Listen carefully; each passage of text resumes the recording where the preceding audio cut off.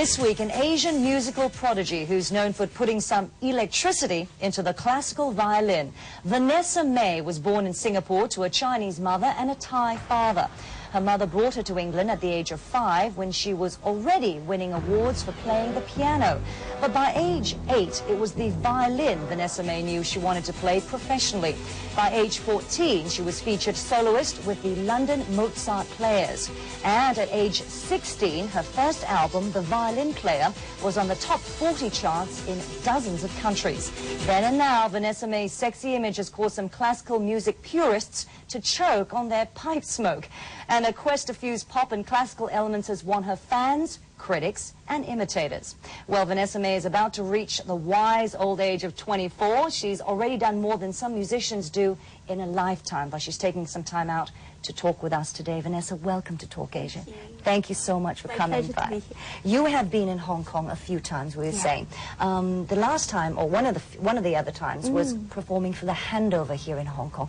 Was that special to you as it was to so many people? Oh, absolutely. I mean, that was in '97, and I remember I was in the middle of making an album, but when I got the invitation, I was just thrilled because I thought, wow, how could I be invited to such a special event and, you know, be invited to perform at midnight at Happy Valley Racecourse. So I decided that I really wanted to do a special work for that. So together with my producer, in studio, we worked on something together and premiered it at the Handover. But I just felt that it was really cool because I had grown up in a very cross-cultural environment, you know, being born in the Far East, moving to England. So in a way, it was a really nice occasion to be a part of because, you know, there was something kind of bittersweet about it, but optimistic.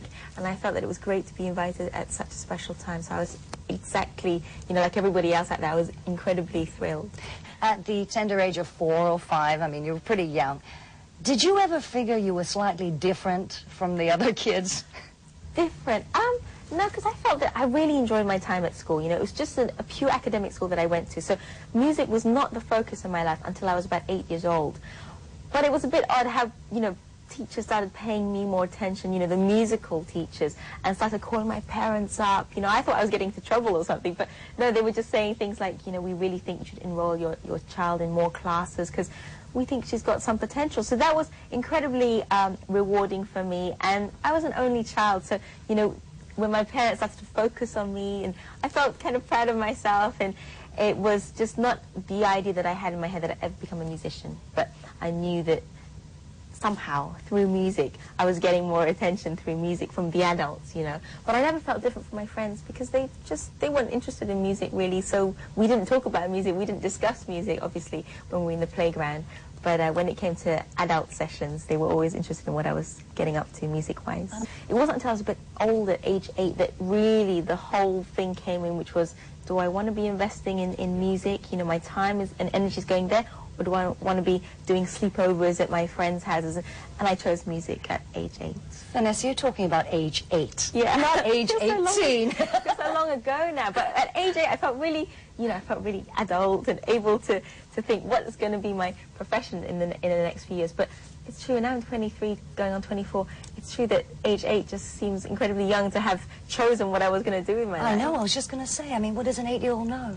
Probably not very much, which is probably a good thing because then, you know, you go into training, you try your best. But as I said, you know, children learn fast, and I was a bit fickle, and I still am. I wanted to be a vet one day because I had lots of animals. I wanted to be a zookeeper, I wanted to be a ski instructor, I wanted to be a lawyer like my parents. But in the end, I chose music because that's what gave me the most pleasure. In a way, that's what my parents supported me in, you know, the most. So it just, and you know, music ended up being my destiny. Okay, after the age of 8, did you ever feel that you had to sacrifice a lot of what other people were doing? Well, friends of my age, yeah, I did. You know, I tried to get the best of both worlds, but somehow you just can't fool yourself. You can't have your cake and eat it, and I don't think it's fair to expect that, because why should you have, you know, a career at 12 years old? You know, it started off classically, first of all, but it was still pretty packed for me in those days, and, you know, I think that it was impossible to try to combine a career at the same time going to school, my education on a daily basis. So what happened was I had very understanding headmistress, and she said, look, why don't you just go to school half a day, spend the rest of the day on music. And that worked out perfectly. But somewhere, you know, on paper that looked fine, but logistically, not being able to know which parties were going on, you know, or, you know, having to hand in my homework a little bit later or whatever, it just was a bit disruptive for my childhood. So when I reached the age of 15, I said to my parents, look, I really can't juggle all these things at the same time. I'd rather just see my friends as friends outside of school, and I'd like just to concentrate on music, because I was going to school once a week or something in between rehearsals and concerts and recordings, and it was almost like a token gesture to the school that I was still a pupil there, which I felt was just a little bit futile.